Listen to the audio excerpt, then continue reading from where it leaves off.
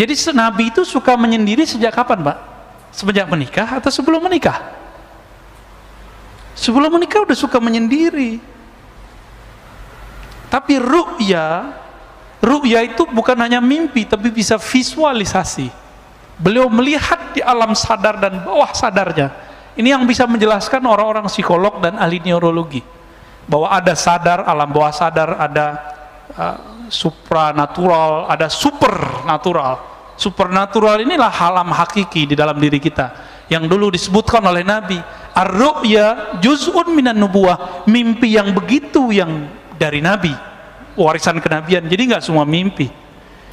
Coba bayangkan, mimpi ketemu Allah aja bisa halu, Pak. Ada nggak mimpi? Sidi Syekh Abdul Qadir Jilani, Kutub Rabbani, Syekh Abdul Qadir itu dalam keadaan jaga ketemu Allah, tapi dia tahu karena dia punya ilmunya. Imam Syekh Abdul Qadir Jilani ini akidahnya kuat, syariatnya mantap, maka dia tes yang aku Tuhan nih. Jadi Tuhan bisa dites, Pak. Berani nggak ngetes Tuhan? Nabi Ibrahim berani. Ya Rob, boleh dong buktiin kalau engkau Tuhan. Beliau sudah tahu itu Allah. Gimana caranya? Ya gimana cara menghidupkan sesuatu yang mati? Apa kata Allah? Awalam tu'min? Kamu nggak percaya? Ya Rob, aku percaya, tapi biar hati itu tenang. Liyutma'inna qalbi, supaya hatiku tenang. Itu boleh dites begitu, Bu. Ada ilmunya, ilmu akidah. Maka Nabi Ibrahim itu disebut ummah, Abu Tauhid, bapak tauhid. Hanya ilmu tauhid yang bisa ngecek ini Mahdi asli atau Mahdi palsu. Mau dia mimpi ketemu Allah, mimpi ketemu ini, ternyata hanya satu yang tidak salah halu, mimpi ketemu baginda Rasulullah SAW. Di sebanyak wali-wali di dunia mimpi ketemu Nabi, terus di antara mereka siapa yang wali? Siapa yang Mahdi? Kan bisa aja diklaim, Pak, salah satunya Mahdi. Maka nggak cukup tanda-tanda itu, harus ada yang kedua.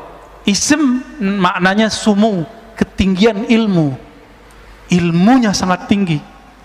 Maka di kitab ini disebutkan bahwa 4 pencirian Khatmul Aulia. Khatmul Aulia ini puncak kewalian di akhir zaman.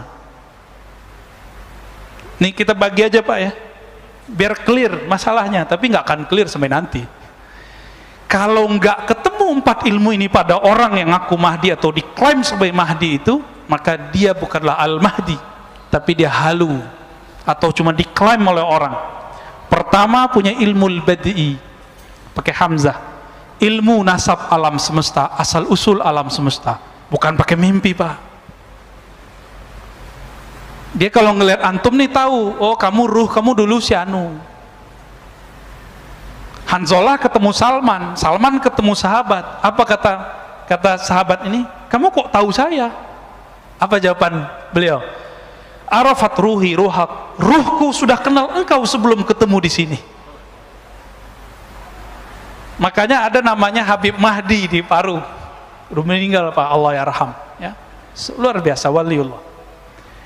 Beliau belajar ke Mekah, itu ketemu seorang syekh, langsung disebutkan nasabnya. Kamu anak si anu, pada baru pertama ketemu. Itu pencirian wali. Ini baru satu. Berarti dia wali nih, wali yang tinggi, ulu, sumu, punya kualitas yang tinggi. Dia tahu, ya, namanya ruh yang ada di pohon, maka Nabi bisa memanggil pohon, wahai pohon kurma kesini, datang pohon kurmanya. Dan beliau dikenali oleh alam semesta ketika beliau jalan-jalan di pegunungan Mekah. Itu pohon-pohon, batu-batunya, Pak, assalamualaikum ya Rasulullah, itu belum dimasyhurkan, Pak. Jadi an-nabi ya'rif bi annahu nabi qabla al-ba'thi. Nabi itu tahu bahwa dia nabi sebelum dia dimasyhurkan oleh Allah. Al-Mahdi juga tahu. Enggak tebak-tebakan, Pak. Ini keselamatan dunia, enggak main tebak-tebakan kita, apalagi cocok logi. Maka kita ketat sekali untuk masalah ini. Buka kitab hadisnya, kita cari penjelasan ulamanya. Enggak mau kita main-main dalam bab ini. Masa pakai WA doang ketahuan Imam Mahdi, kan? Masa pakai mimpi doang ketahuan Imam Mahdi? No. nggak ada cerita. Harus detail Pak, harus detail. Orang milih presiden, gubernur, wali kota, bahkan milih takmir masjid aja harus hati-hati. Bener nggak? Selamat pensiun Pak Bambang. Kok nyambungnya ke sono ya? Harus ada pencirian ilmu ini. Ini baru ilmu pertama Pak. Saya belum bacakan ilmu kedua, ketiga, keempat ya. Bisa mundur semua yang aku Imam Mahdi sekarang. Dia tahu nggak dia dulu siapa? Karena Allah mengatakan alastu birabbikum, hei aku dulu adalah apa, alastu birabbikum, bukankah aku Rabbmu? Maka para arwah menjawab, bala syahidna ya Rabb, benar kami menyaksikan engkau. Dulu antum di mana tuh? Namanya siapa? Makomnya apa? Kalau tahu bisa jadi Imam Mahdi, bisa jadi pengikut Imam Mahdi, belum tentu dia Imam Mahdi. Jadi antum tahu aja belum disebut Imam Mahdi. Itulah ilmu yang disembunyikan Nabi di kolbunya. Maka beliau ngomong, kuntu nabiyyan wa adam munjadilun baina ma'in wa tin. Hadis Imam Al-Hakim disahihkan oleh beliau. Aku ini sudah nabi dulu. Kalian belum ada, Nabi Adam juga belum ada. Itu nabi di alam mana itu Pak?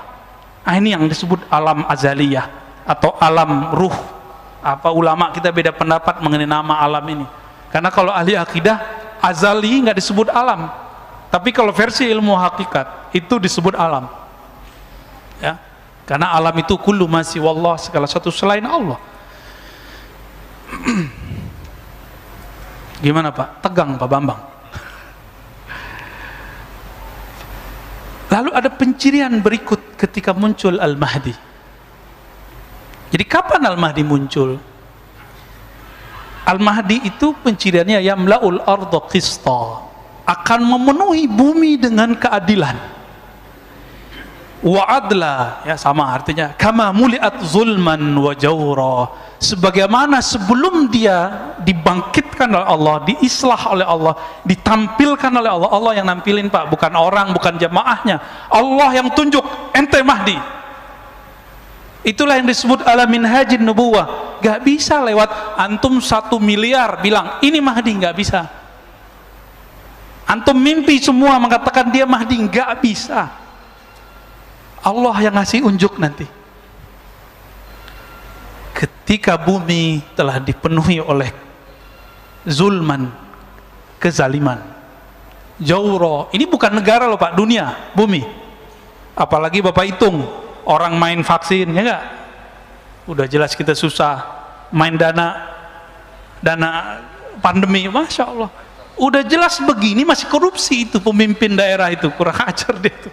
Ya, untuk dia masih mengira vaksin itu segala-galanya bisa menyelesaikan masalah, nanti dia bisa kampanye lagi. Gak ngerti dia peta alam semesta. Udah begini kejadiannya, tanya sendirilah sama ahli ekonomi. Orang ekonominya nggak yakin Pak 5 tahun ke depan bisa pulih. Apalagi ahli ma'rifatullah yang dia mengerti pergerakan kudrat iradat Allah. Mereka ngerti ujung ini nggak ada ujungnya. Ujungnya cuma Dajjal keluar 40 hari, Al-Mahdi bersama Isa membunuh Dajjal. Udah selesai masalah. Baru muncul daulah ala minhajin nubuwah, negeri kemah ripah loh jenawi kata orang Jawa itu ya. Tapi bukan hanya di sini, pusatnya nanti di Mekkah, pusatnya nanti di Madinah. Apa yang dilakukan ketika bumi ini dipenuhi semuanya? Benar gak? Ini udah sepakat nggak kalau pandemi ini ada orang yang buat? Sepakat nggak? Mungkin nggak virus tiba-tiba sendiri? Nggak mungkin kan? Nggak mungkin. Adakah sesuatu di dunia sengaja? Nggak mungkin. Tanya sendiri sama teman-teman kita, orang-orang yang ahli kesehatan, ahli kimia. Nggak ada, ya. Nggak ada ceritanya kera jadi manusia, kera melakukan observasi atau melakukan eksperimen ke diri sendiri, bisa nggak? Mesti ada yang bukan kera, yang bukan manusia intervensi terhadap wujud itu, baru kita percaya ada namanya evolusi. Kalau nggak kita nggak percaya, apalagi urusan beginian. Sepakat Pak ya, pandemi memenuhi dunia itu kezaliman? Sepakat? Banyak yang mati nggak? Bukan hanya orang yang mati, usaha mati, perusahaan banyak mati, negara bangkrut, bener. Beberapa negara sekarang itu nggak sanggup beli vaksin, kita masih sanggup Pak, walaupun ngutang. Ngutang Pak, udah bangkrut kita udah. Jadi kalau dihitung-hitung bangkrut, cuma nggak tahu ini psikologi orang-orang ngurusin negeri ini, nggak tahu siapa yang bisikin. Jangan buat panik, jangan panik, bener sih. Cuma kita harus tahu juga sebenarnya apa yang terjadi sekarang, kita harus tahu juga. Tapi jangan sering-sering tahu. Jadi enakan jadi orang yang pura-pura bodoh daripada orang yang banyak tahu. Ntar banyak galau aja Pak. Banyak tahu yang nggak penting maksudnya.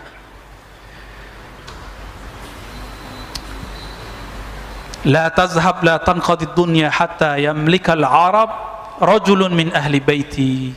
Tidaklah hancur dunia sampai ada seseorang sosok dari keturunanku, bangsa Arab, keturunan Arab. Jadi nggak mesti dia tinggal di Arab lah, yang penting dia keturunan Nabi Shallallahu Alaihi Wasallam. Yuwati usmuhu ismi. Nah ini yang paling sahih. Jadi yang sama itu nama pencirian dia dan ilmunya, nggak mesti nama bapaknya. Jadi hadis yang mengatakan sama mirip namanya dan nama ayahnya itu kurang kuat. Yang kuat adalah menurut penelitian saya itu yang sama persis berkesesuaian antara namanya dan nama Nabi Muhammad Sallallahu Alaihi Wasallam. Nah, di hadis berikutnya diulang lagi sama ya, hadis nomor 4-nya. Seandainya tidak tersisa di bumi ini kecuali 1 hari, Allah akan panjangkan lalu Allah utus rajulan min ahli baiti, dari ahlu baitku. Jadi tolong cintai ahlu bait, jangan benci ahlu bait. Allah yang jamin nasab mereka. Tapi jangan terburu-buru, oh kayaknya si anu deh Imam Mahdi. Imam Mahdi itu nggak bisa pakai kayaknya. Allah yang tahu. Allah yang tahu. Ya. Udah jam 7 Pak. Kurang ya. Kita lanjut hadisnya. Tadi pencirian tadi baru 1 saya sebutkan. Nanti di lain waktu kita sebutkan ciri-ciri berikutnya. Ya. Nabi SAW menyebutkan lagi mengenai nasab. Nah ini kan banyak yang ngomong Imam Mahdi itu Hasani atau Husaini, keturunan Hasan atau Husain. Beberapa orang yang keturunan Hasan mengatakan dia keturunan Hasan, yang keturunan Husain mengatakan keturunan Husain. Loh kita kan bengong Pak, kita bukan keturunan Hasan dan Husain. Pak Bambang keturunan siapa? Namanya Bambang, ada Jawanya kali ya? Bambang apa Pak namanya? Supriyadi. Ya nggak masuk Pak. Apa kata Nabi? Ini bisa untuk menyatukan Al-Hasan wal Husain, Al-Hasani wal Husaini. Kita cinta dengan para zuriat Rasulullah. Kata beliau, Al-Mahdi min itrati min waladi Fatimah. Al-Mahdi yang Allah guidance itu, yang Allah pilih itu keturunanku dari zuriat Fatimah. Wah ini ada Habib nih. Antum asegaf ya Habib ya. Insyaallah nuhibbukum ya. Semoga kalau beliau cinta sama kita, kita nanti tergadai Pak. Beliau bilang, ya Rasulullah, wahai jitku, itu orang cinta aku karena cinta kepada engkau. Selamat Pak insyaallah. Jadi habaib itu yang mahal bukan darahnya semata, tapi kalau dia bilang, ya Rasulullah, wahai kakekku, wahai ayahanda, itu Pak Bambang cinta aku karena cinta kepada engkau. Kata beliau, parkir, selamatin. Itu kelebihan habaib kalau benar Pak ya. Ntar habaib kan diseleksi juga sama Sayyidah Fatimah. Diseleksi Pak nanti. Ada pengadilan khusus untuk mereka. Jadi nggak usah urusin kalau ada habaib beda-beda aneh-aneh. Itu urusan mereka ntar. Hakimnya langsung Sayyidah Fatimah dan Sayyidina Ali. Hasan Husain nanti langsung ngurusin. Kita nggak usah ngurusin. Takut kualat kita. Ya, kalau beda boleh nggak? Boleh. Saya banyak kok beda dengan beberapa habaib. Keturunan Sayyidah Fatimah ada Hasan, ada Husain. Maka jam'u bainal ahadis, menggabungkan sekian riwayat. Al-Mahdi itu ayah ibunya campuran. Bisa ayahnya, ya, ayahnya yang paling penting. Campuran antara zuriat Hasan dan Husain. Selesai toh? Jadi kalau yang zuriat keturunan Hasan mengatakan itu dari babe gue Hasan, benar. Yang Husaini bilang, oh, benar. Dua-duanya benar, ya. Dan itu nggak bisa sembarangan, harus dipastikan. Jangan bilang kayaknya saya keturunan habaib deh Ustadz. Nggak bisa. Kenapa? Hidung saya mancung, saya brewok kan. Hidung saya mancung, jidat saya lebar dikit. Nggak ada urusan, ya. Mau lebar selebar lapangan, nggak ada urusan, ya. Nah, baru masuk kita hadis Abu Sa'id Al-Khudri. Di sini banyak orang terjebak. Pencirian zahir. Tadi kata isim itu pencirian batin. Yang ngerti riwayat hadis paham. Kata ismuhu yuwati usmuhu ismi, berkesesuaian isim namanya, ciri-cirinya, tanda-tandanya, ilmunya dengan ciri-ciriku, tanda-tandaku. Itu batin. Itu kewaliannya. Itulah nubuat yang diturunkan ulama warasatul anbiya. Sedangkan zahirnya setelah diislah ketahuan nih, al-mahdi minni. Mahdi itu keturunanku. Ajlal jabhah. Ajla, apa arti ajla? Jali, jelas, jidatnya enggak. Ini enggak ada urusan sama cerdas enggak cerdas, ya. Karena ada kiai jidatnya enggak panjang, Pak. Ya, yang baru meninggal kiai kita ahli hadis, pintar sekali. Itu jidatnya biasa aja. Jadi ini bukan urusan apa, ini pencirian zahir. Aqnal anf, boleh diartikan hidungnya mancung dikit lah, bengkok dikit lah, ya. Yamla'ul arda qistan wa adla. Nanti setelah diislah kelihatan pencirian itu semua. Jadi kalau sekarang habaib banyak, maka yang kita cari sekarang bukan pencirian zahir. Ini setelah diislah, dibenerin oleh Allah semalam. Apakah itu islahnya wali, islahnya Mahdi? Islahnya Al-Mahdi adalah mi'raj rohaninya. Ya, baru dengar ya makna itu ya. Nabi ini kan, nabi-nabi semuanya punya hubungan spesial dengan Allah, disebut mi'raj. Maka disebutlah salatul mu'min, as-salatu mi'rajul mu'min. Salat itu mi'rajnya mukmin, ruhaninya naik.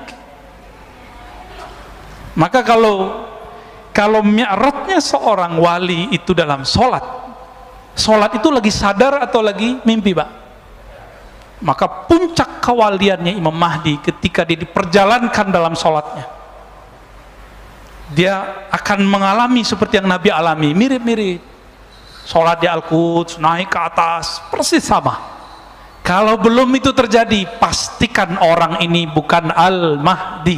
Ini yang paling mahal, Pak, ciri-ciri Al-Mahdi. Ini yang paling mahal, ya.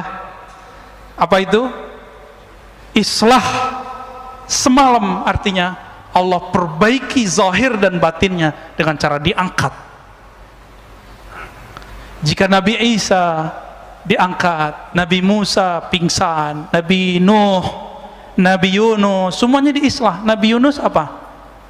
Suluk, khalwat dalam perut ikan, nun, disebut zinnun. Itu menyepi yang sangat sepi sekali, gelap gulita. Masuk ke perut ikan, nggak ada lampu, Pak. Tapi kolbunya zinnun, Yunus alaihissalam terang. Maka dia zikir. Saat itu cuma ada engkau, la ilaha illa anta, tiada yang berhak disembah kecuali engkau. Itulah zikirnya beliau. Dulu kalau lihat videonya Al-Habib Omar, beliau pernah zikir anta, engkau ya Allah, engkau.